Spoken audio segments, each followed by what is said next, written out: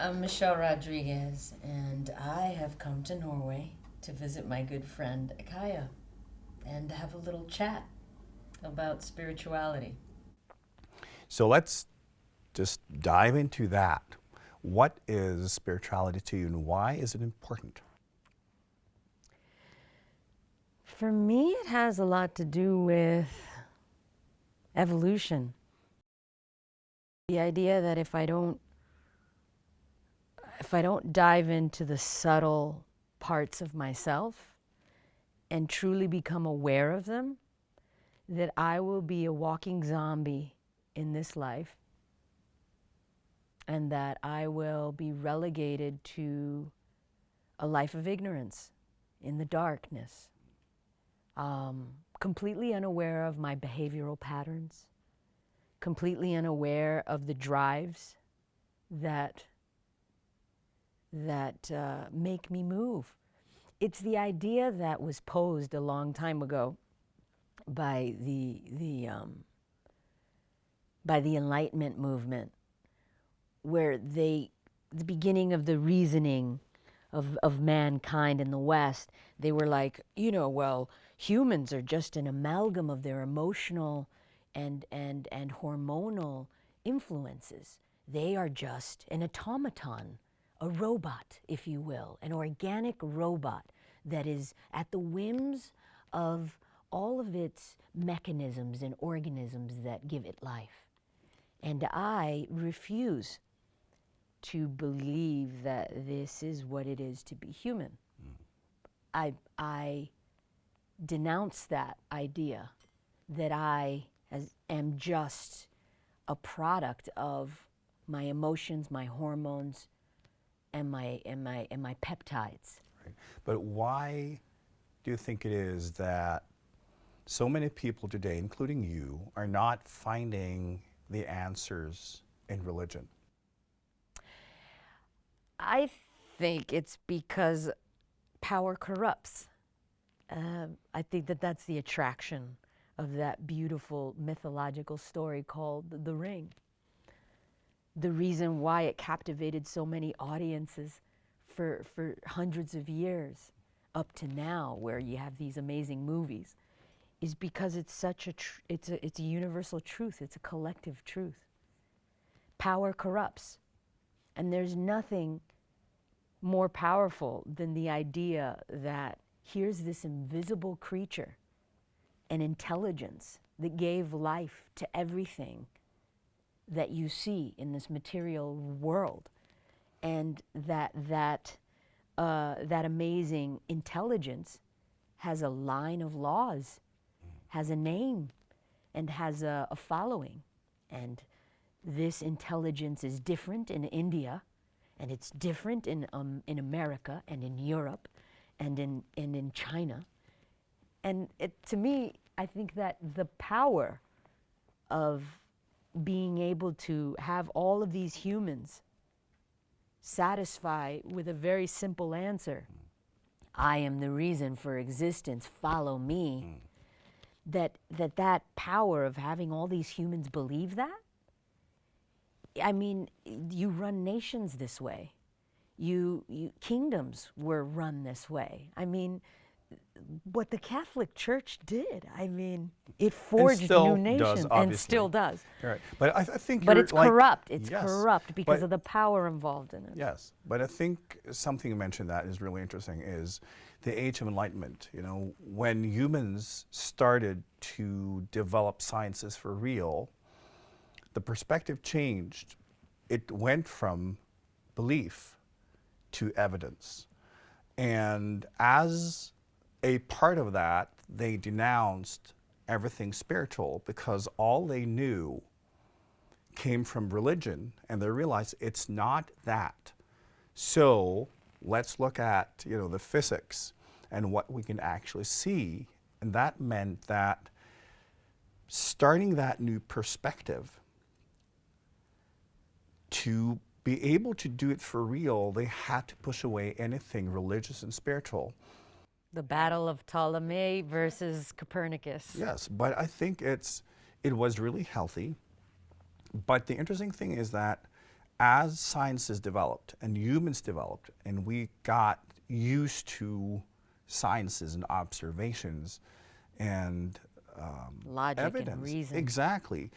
Then we have taken it one step further, because there is absolutely no contradiction between science and spirituality. I am very kind of focused on building spirituality on science. And I think more and more teachers are seeing that bridge, because science is simply describing reality. And to me, spirituality is, how do we relate to reality? What does it actually mean to us as beings, as consciousness? And if spirituality is about exploring reality, it will have to be compatible with science. I always say that if your belief systems are not compatible with science, then you're obviously wrong. We have to kind of like not only bridge the two, but they need to function as one functioning kind of platform, because there are simply two perspectives of the same.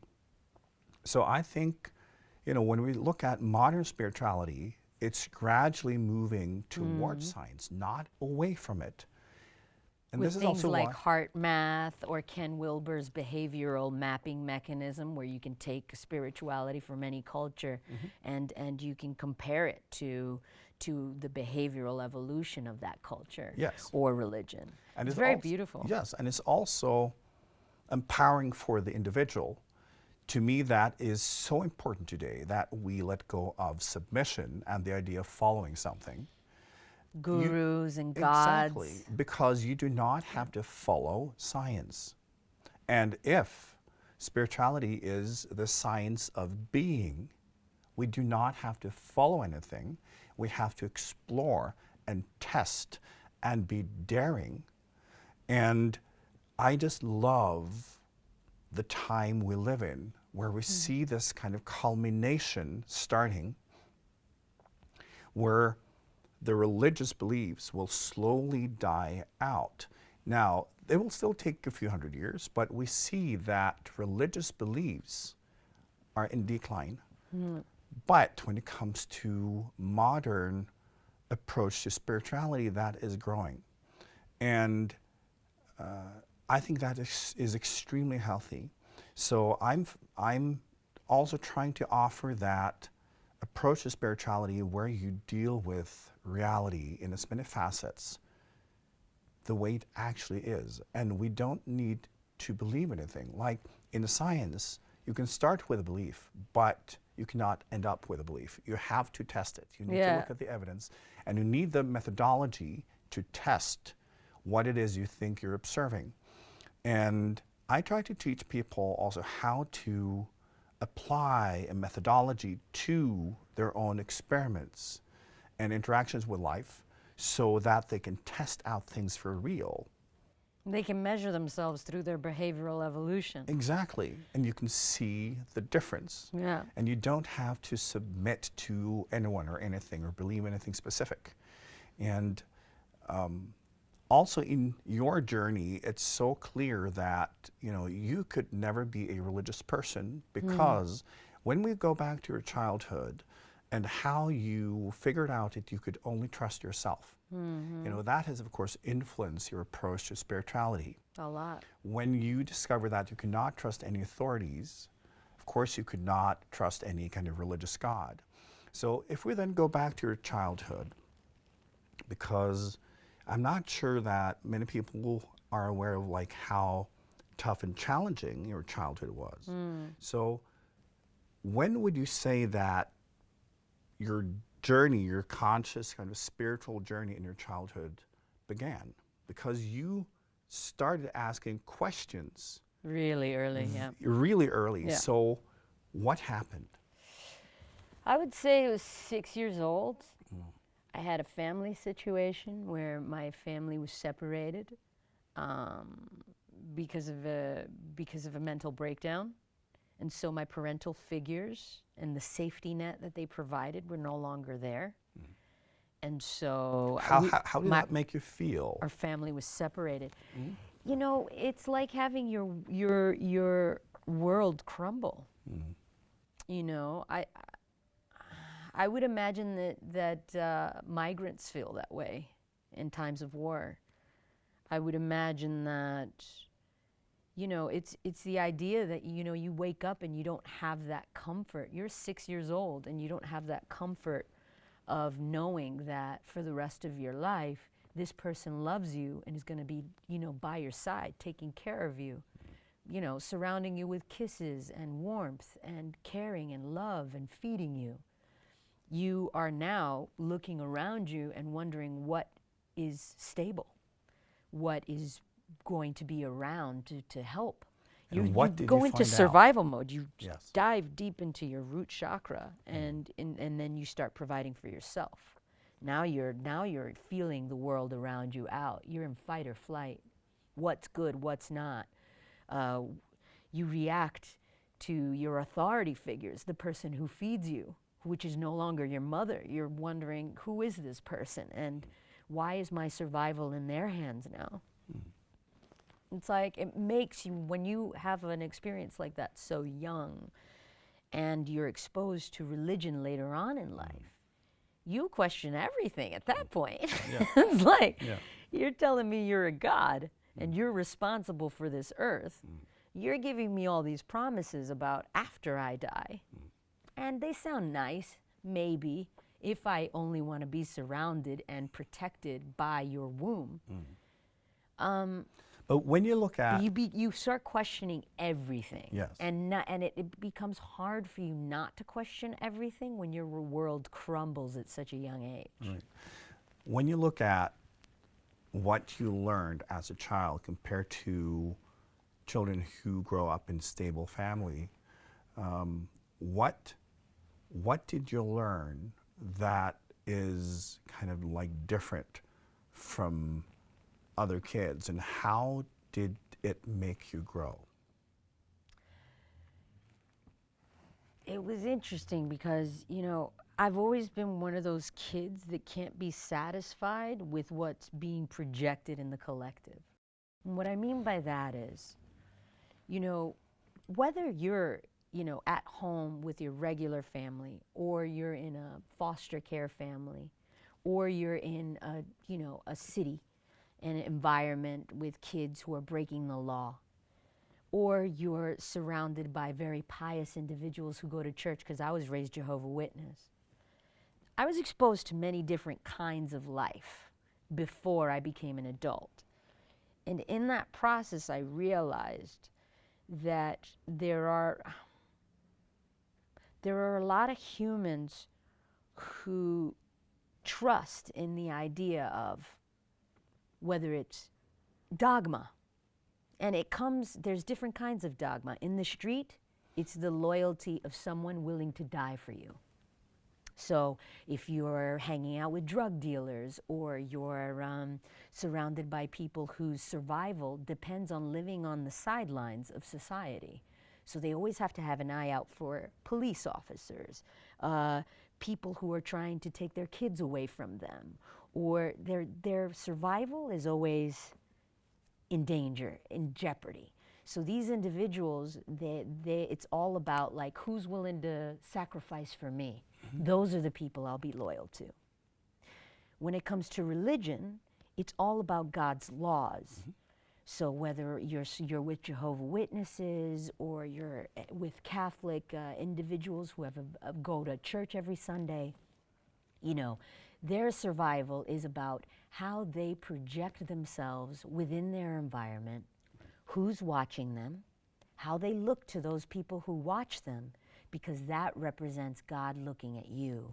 And you need to be an example of all these laws, written, whatever they are.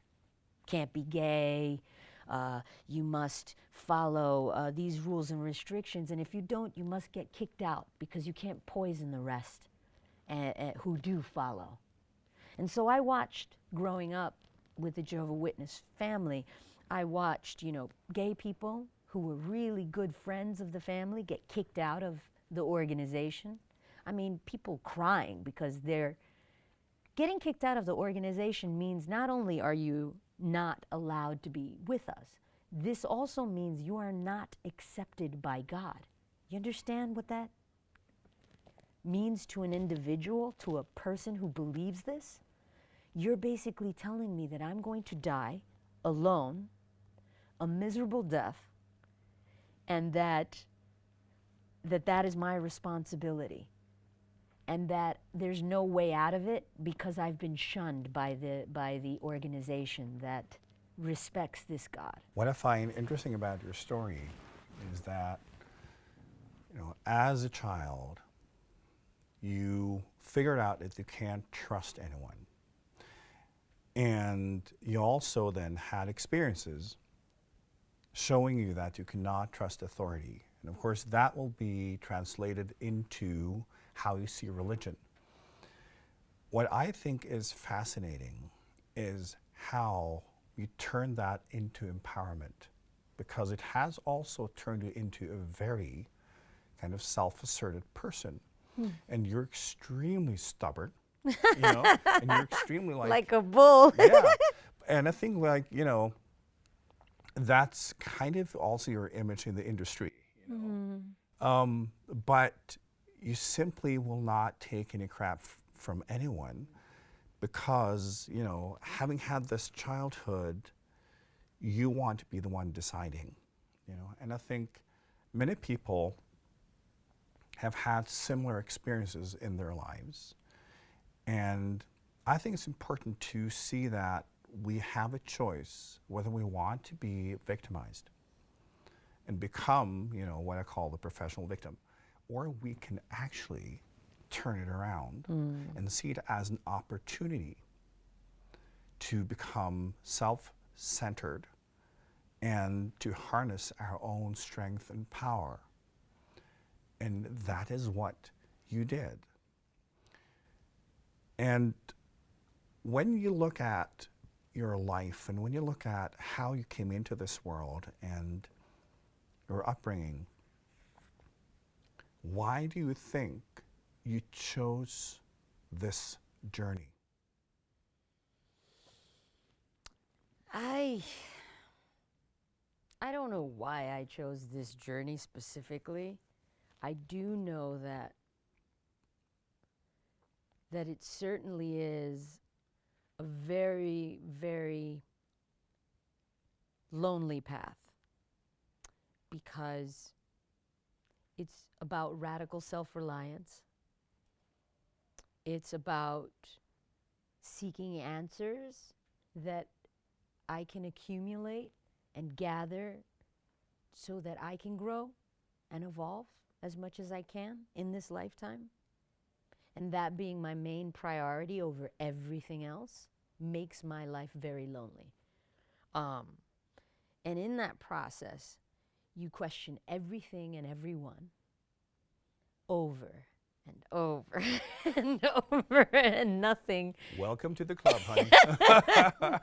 And nothing is forever a solid truth aside from the one thing that I hold dear and has been proven time and time again to be the only thing I know to be true is love. Yeah.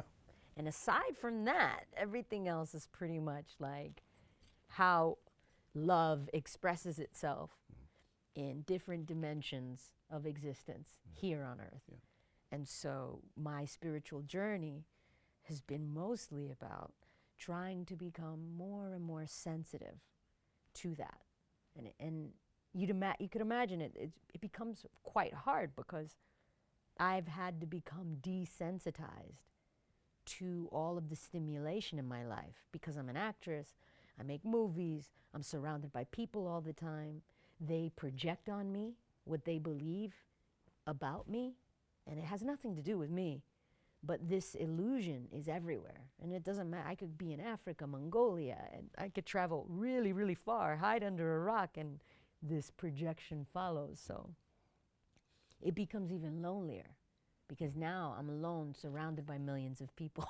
But I think this is a lot. This is part of the journey, and when I I don't know why I picked observe it. this lifetime, and the realizations and spiritual growth that you are experiencing, it is very clear to me that you also chose a backdrop in this lifetime that would enable you to stand alone, because waking up to one's true spiritual path is a lonely process. Because I always say that all of us have our own path, and we wake up to the reality that there's only me walking this path, and I have to rely on myself. I always say that there are only three things in existence.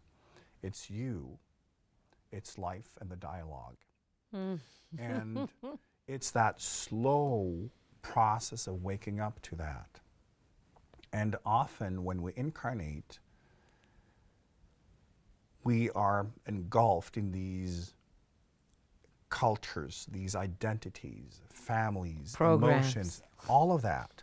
And that's fine when that is your level of consciousness. But when you start the process of waking up,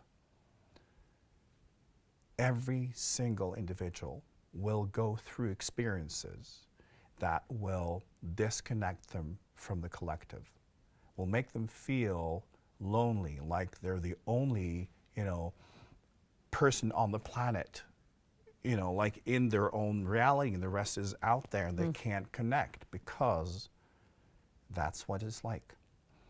Because the connection that you've had with life so far, spiritually, is based on the collective. And then we go through this phase where we have to discover that it's all me. It's not just I can only rely on myself, but it's understanding that I am the journey. I am the truth that is about to be unfolded. And then it feels lonely until you accept your journey and connect with life from that perspective, because then you realize that it's not about being confirmed. It's not about the self. It's about what you are spiritually. And you recognize that what you are is what everything is. And you start connecting from that perspective of oneness. And it's interesting that we can go from this almost complete sense of loneliness to a complete sense of oneness. But to get there, we have to completely walk away from the collective perspective, because it's the only way we can first find ourselves. We first have to understand everything about who we are from the self perspective before we can give it up. And looking at your lifetime, it's textbook example of how this works. Because emotionally, we're always attached. And when we're ready, life will push us and place us in the right circumstance. And the thing that to me also shows that, yeah, this is the real process of awakening, is the very fact that you did not choose the path of the victim. You became empowered. And you can only do so when you have started connecting with your true self. Because victim consciousness is the experience of being pushed away and wanting to get back in, and feeling completely helpless as a result, because without the collective you don't exist, you can't survive. The spiritual awakening is the exact same process, but realizing, oh, I have the freedom to do whatever I want now. And it's that. And it was so clear to me, like even from childhood, you decided that I'm the boss now. And this is a part of true spiritual awakening. So you chose this. You chose this lifetime. You chose these events, this family, this circumstance, so that you could empower yourself and begin the true process of awakening. Now, as an adult, having kind of like freed yourself from a lot of this, and now experiencing that you are in control of your own life, you have a career, you have a name, you are in that place in life that most people dream about. You are living it. How are you utilizing that sense of empowerment to unfold further? And what is it that you find in your spiritual journey at this point in life? Well, it's crazy. Like, I guess the whole journey spiritually was about not necessarily a rebellion, but a quest for self-development. And what I found in most religions was this reliance on a religion or a God to solve this self-illumination for me. And I was like, wait a minute, that's not what I want. I don't want somebody to figure that out for me and I praise a guru or a God. So how do you do it? Well, you know, it's a lonely path, but it's about, for me at the moment in my life, my developmental stage is about the rejection of the collective and its projections on me, and the kind of erasing of everything I've ever been. And right now I'm coming out of my cave for the first time after 3 years of just all of this.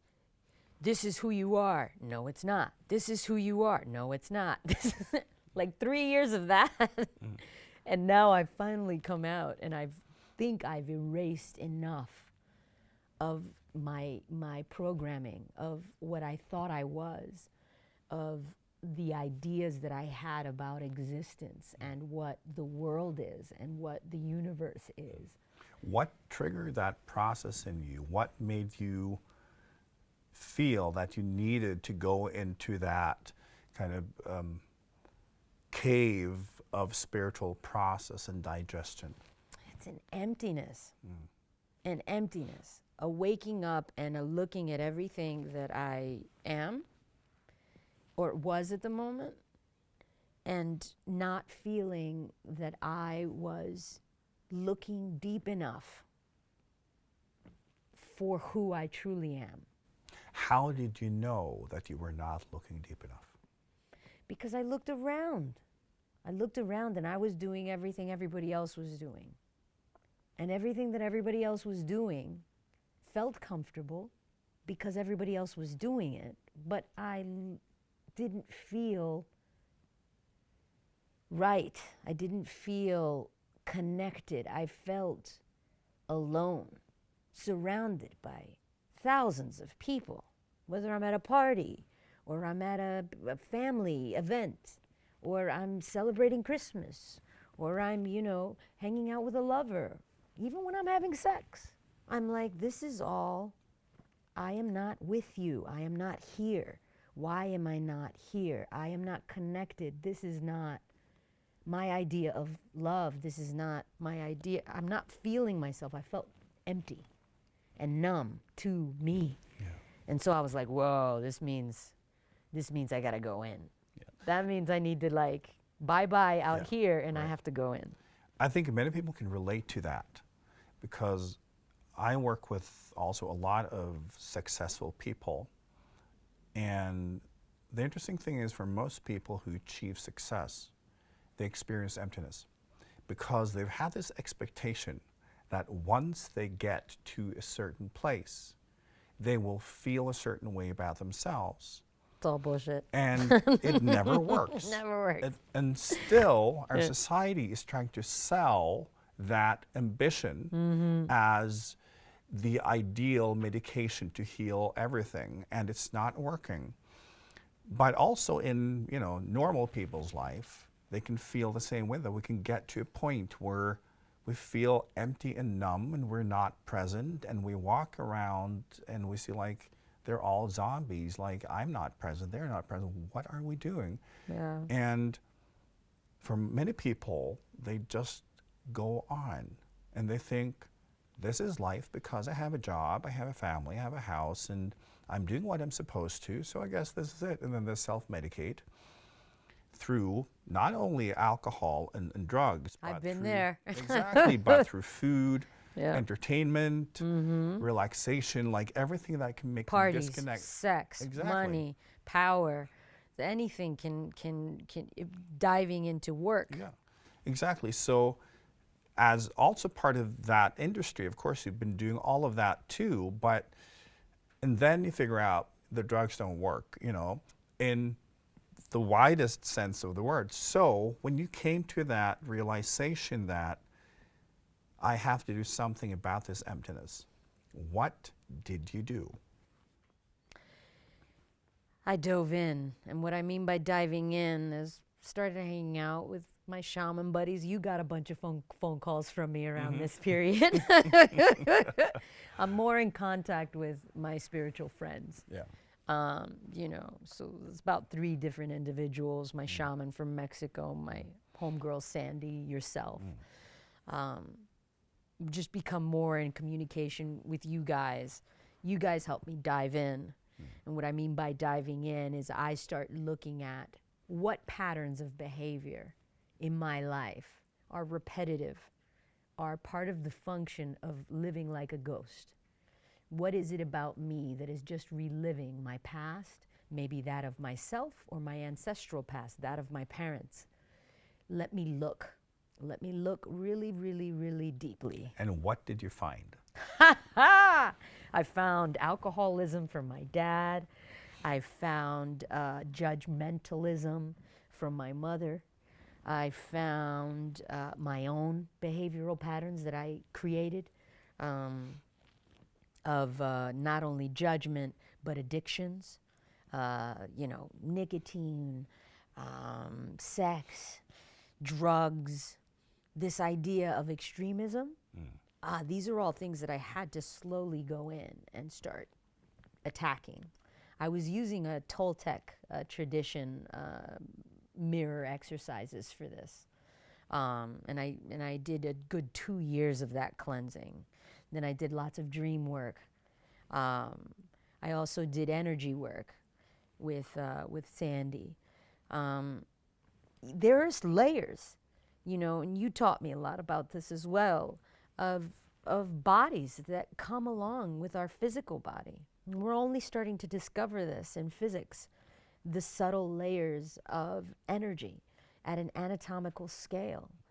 And I think that the more and more the closer we get to, the cheaper we get to being able to measure these atomic nuclei of energy, we'll start to slowly become more aware of what these ancients were talking about in India, in the West, the Illumination period. We'll start to really truly understand what it is that these yogi masters do when they talk about embodying their causal, their astral, and their physical planes of existence, because I honestly, that's what I'm trying to get at. When I go in, I'm working on my mental. Yes, of course, this is the most obvious. Everybody in today's Western world, this is the main focus. Oh, this is everything. I'm like, dude, if you only understood, that's like half the story, buddy. Right. Your brain is half the story. Look at all this brain right here, this brain, oh my God. This one I had to work on a lot. And I'm still a work in progress. Trust me, you see it all the time. You have these special eyes, you see a lot of things. But those 3 years were spent trying to become more aware of myself and my bodies.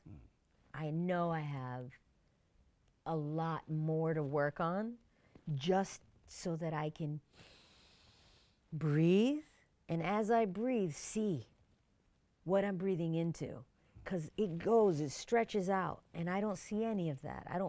All I can do is experience the effects of it, and I want to be deeper than that. And so that's why I said, no, this emptiness isn't enough. I have to, and then I'm a work in progress. I probably will be a work in progress to the day I die, but I definitely won't stop looking.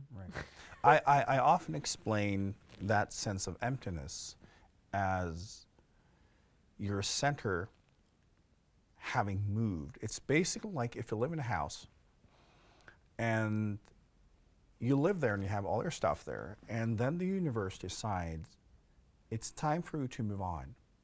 And it will basically move house for you, but you stay on because you haven't realized it's time to move. It's time to, to grow and to heal, and have to do that as part of a personal transformation. The universe will kind of move all your stuff. So even your link, as we call it, how you're connected to life will change. It will be on a higher vibration. So it's basically the thing that, your expansion of consciousness happens from the higher level of consciousness and down. So it expands, but the person is not aware of it yet. So everything has moved. And I talk to so many people who've been working spiritually for decades, and they still get into these phases where suddenly they feel like, I have no connection to life anymore. It's all gone. Where's my flow? Where's my consciousness? Oh, it's horrible. Yeah, but sensation. I try to explain to them, this is natural. It simply means that it has moved. And your personal consciousness is still attached because of identity. Because identity are habits and repetition. So we basically do the same thing. So it's like not paying attention to the fact that you're in an empty house. And then you go into the kitchen, trying to make a cup of coffee, and the coffee maker's gone, and there's no coffee, and you wonder what happened. You have a new house. And that's part of the discovery that we need to make when we go through these periods of emptiness. It's not empty. It has expanded. And it means it's higher vibration, so the current level of consciousness are not experiencing it. And that's what you needed to do in that phase, was to expand your awareness by recognizing what is holding me back. What identity and what identities am I operating on, keeping me kind of trapped in these habits of lower consciousness. And once you're able to let go of these different kind of pain points and identity points, you will then start expanding, and there you are. And this is a natural process, but I think it's important for people to understand that this happens also to advanced students. It happens as the result of expansion, because often the people, the person part of us is the last one to know. And therefore, in this life, we are, we have habits, we have attachments, and that's part of being human. But that also makes it more difficult to notice what's happening spiritually. Some people, when they move into this emptiness, they don't understand that it's time to move on. So they just feel the pain. It's like being in an empty house, and basically they starve. They have no furniture, so very uncomfortable, but they don't move, and they just feel sorry for themselves, and then they self-medicate. It also feels like you're mourning something too, Exactly. It's like you're mourning your old self, but the old people idea don't of understand yourself. that. They just get into this energy of craving and not having. And when we don't move on, the pain will become unbearable, and we will self-medicate. So if we look at our culture, which is a self-medicating culture, the alternative is expand your awareness. Move on. Understand that whenever this feeling comes to you, it's because it's time to expand. And you can do so. It doesn't matter what belief systems you belong to, what kind of path, what religions or what spiritual views you have, expansion is physics. We can all expand. We're not limited by the tools we use. We're only limited by ourselves. But it's a natural process, and every time we expand, every time we're able to let go of what is holding us back, we will expand into that new level, and then life will function again. So, what level are you on now? What is the difference? Because it's like arriving in a slightly different version, a slightly different, and expanded version of yourself and your life. What is the difference, and what's new in this edition? It's pretty wild. It's almost as if I spent all this time making space for whatever this newness is. And so right now I'm in a bit of a limbo where I understood exactly what it is that needs to dissipate in my life to make room for whatever this next phase is. And I don't know what that next phase entails. I just know that I've made room for it. And it took me 3 years. Yeah. It was like, this thing is not, it's not overnight. It's not a magic pill. It's not, some practice, some spray or some pill that I take. And all of a sudden, Because you've tried that. I'm enlightened. Yes, trust me. Although I've seen some really cool stuff. The drugs are great. 8 hours of really amazing enlightenment. Right. But when it's all over, I'm back to my lifestyle. Yeah.